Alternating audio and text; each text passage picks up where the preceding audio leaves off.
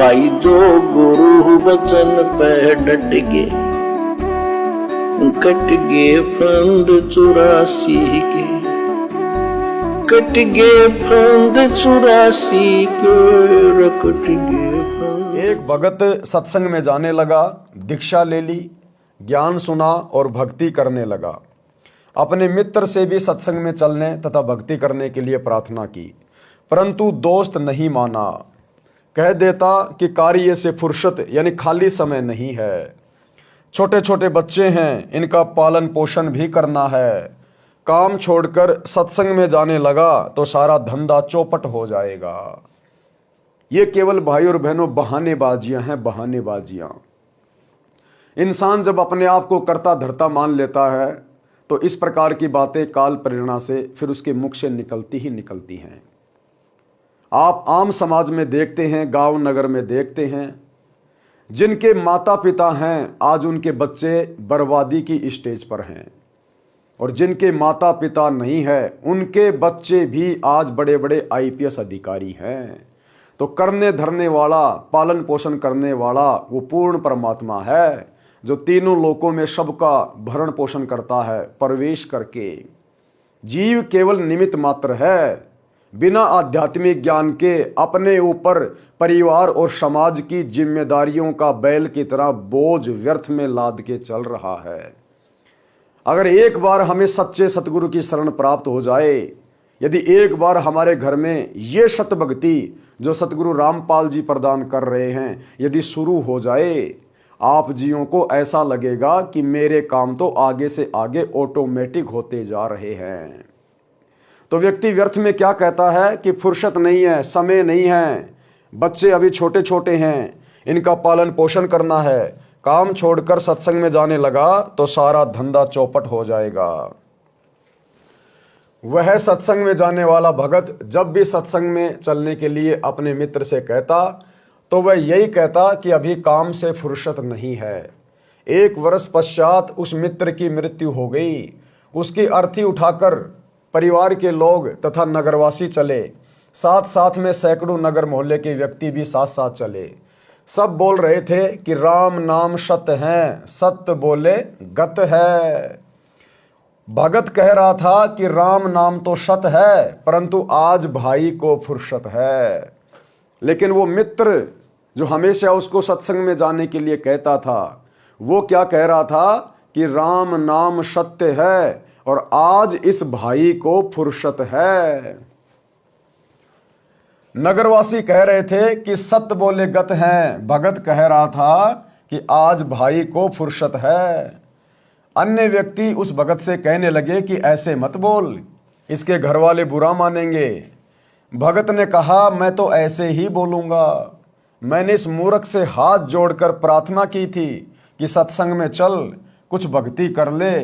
ये कहता था कि अभी फुर्सत अर्थात खाली समय नहीं है, आज इसको परमानेंट फुर्सत है। आज इसको परमानेंट फुर्सत हो गई है, आज इसके पास समय समय है, आज इसको कोई कुछ नहीं कहने वाला, आज इसके ऊपर कोई जिम्मेदारी नहीं है, कोई परिवार के पालन पोषण का बोझ नहीं है। आज ये बिल्कुल लंबे पैर पसार के सो रहा है, आज इसके पास फुर्सत ही फुर्सत है। जिन कार्यों का बोझ ये सारा दिन बैल की तरह लाद के चलता था, अब अगर उससे पूछे कि तू तो मर गया, अब तेरे वो काम कौन करेगा, अब तेरे बच्चों का पालन पोषण कौन करेगा, उनकी फीस कौन भरेगा, अब तेरे खेतों में काम कौन करेगा। लेकिन भाई और बहनों, मरने के बाद सारे काम ज्यों की त्यों होते हैं। सब अपनी अपनी किस्मत लिखवा कर लाते हैं। बेटा बेटी ना बाप के भरोसे आते हैं, ना अपनी माँ के भरोसे आते हैं। वे अपनी किस्मत परमात्मा से लिखवा कर लाते हैं। ये व्यक्ति तो बिना आध्यात्मिक ज्ञान के फालतू में ठेकेदार बन के घूमता, ठेकेदार। अगर साथ में परमात्मा की भक्ति शुरू कर दी जाए तो ये पारिवारिक और सामाजिक जिम्मेदारियां निभाना भी बड़ा आसान कर देता है परमात्मा। जहां बिना सतगुरु की शरण के आप पहले 12-12 घंटे काम करके 2-2 घंटा ऊपर ओवर टाइम करके भी अपने खर्चे पूरे नहीं कर पा रहे थे, आपको मानसिक संतुष्टि नहीं थी, सतगुरु की शरण में आने के बाद 12 घंटे वाला काम यदि आप 4 घंटे भी ईमानदारी से कर लेंगे तो सतगुरु इतना समर्थ है, वो अपने भगत का उसी में पालन पोषण कर देगा, उसके सारे खर्चे पूरे कर देगा। आम समाज में भाषा है कि जब परमात्मा देता है तो छप्पर फाड़ के देता है। ये सतगुरु वही है, छप्पर फाड़ के देने वाला। यदि हम इसकी शरण में आ जाएंगे तो ये अपने भगत को छप्पर फाड़ के देने लग जाएगा, छप्पर फाड़ के। और बाकी का समय फिर भगत आराम से अपनी भक्ति में व्यतीत करेगा और अंत में अपनी आत्मा का कल्याण भी करवाएगा और गधा कुत्ता सूअर बनकर यहां कष्ट भोगने से भी बचेगा।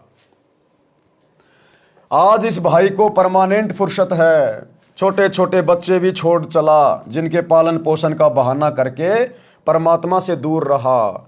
भक्ति करता तो खाली हाथ नहीं जाता, अगर भक्ति करता तो कुछ लेकर जाता। इस संसार की संपत्ति तो भाई यहीं छोड़ गया, ये जमीन जायदाद, बाल बच्चे, नगद पैसा, सोने चांदी के गहने, सब कुछ यही छोड़ गया।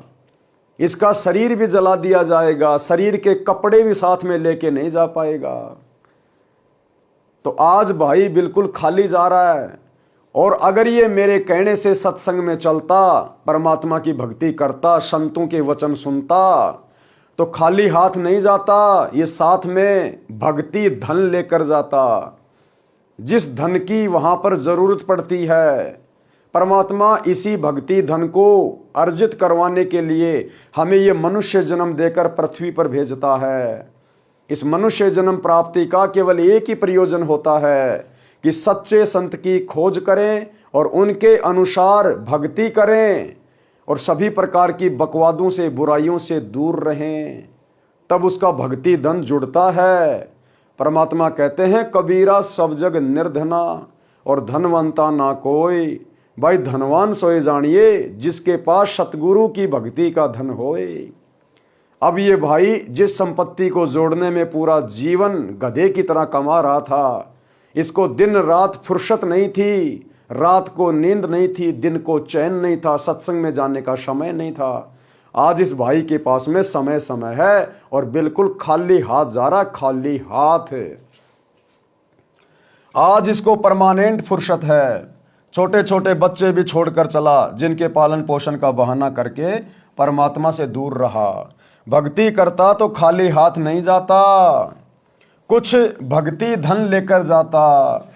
बच्चों का पालन पोषण तो परमात्मा करता है, थोड़ा बहुत भक्ति धन लेके जाता। भाई और बहनों, विचार करने की बात है। बिना सतगुरु के ज्ञान के हम पशु की तरह जो दिन रात कमाने में रहते हैं, और दिन रात हम क्यों कमाते हैं? व्यर्थ में पैसा बर्बाद करने के लिए, व्यर्थ की सामाजिक परंपराओं को, कुरीतियों को निभाने के लिए। जो हम लोगों ने खुद ही ये कुरीतियां पैदा कर रखी हैं, ये परंपराएं हमने पैदा कर रखी है। होली, दिवाली, दुनिया भर के त्योहार, ब्याह शादी में दहेज लेना देना, दुनिया भर के कपड़े लेना देना, गहने बनवाना, दुनिया भर का डीजे बजाना, आडंबर करना, इन सब की व्यर्थ परंपराओं में पड़कर हम लोग जितना कमाते हैं उससे कहीं ज्यादा हमें सामने लगता हुआ दिखाई देता है। जानवर की तरह कमाते कमाते भी हमारे काम पूरे नहीं होते। तो इन व्यर्थ की परंपराओं को हम लोगों ने बिना आध्यात्मिक ज्ञान के अपने जीवन के ऊपर बोझ बना रखा है, बोझ। तो भाई भक्ति धन लेके जाता थोड़ा बहुत, जहां पर उस धन की कीमत होती। अब भाई और बहनों, विचार करने की बात है। पाकिस्तान का पैसा हिंदुस्तान में नहीं चलता, हिंदुस्तान का धन पाकिस्तान में नहीं चलता। तो विचार करो, जो धन हम यहां जोड़ते हैं पूरी जिंदगी, ये धन मरने के बाद में ऊपर धर्मराज के दरबार में कैसे चलेगा? जब एक दूसरे देश की करेंसी एक दूसरे देश में नहीं चलती, तो भला यहां का ये धन, ये नश्वर धन, ये ऊपर धर्मराज के दरबार में, परमात्मा के दरबार में कैसे चलेगा? परमात्मा के दरबार में तो परमात्मा की करेंसी चलती है, और परमात्मा की करेंसी है भक्ति। और भक्ति भी सच्चे सतगुरु से उपदेश लेकर की गई भक्ति।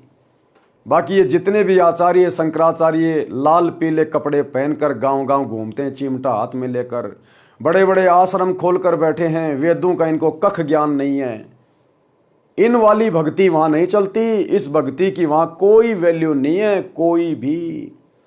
केवल सच्चे सतगुरु की सत भक्ति की, उनके द्वारा जो मंत्र जाप दिया जाता है उनकी कमाई की, सच्चे सतगुरु को जो दान धर्म किया जाता है उस दान पुण्य की कमाई की परमात्मा के दरबार में पूंछ है।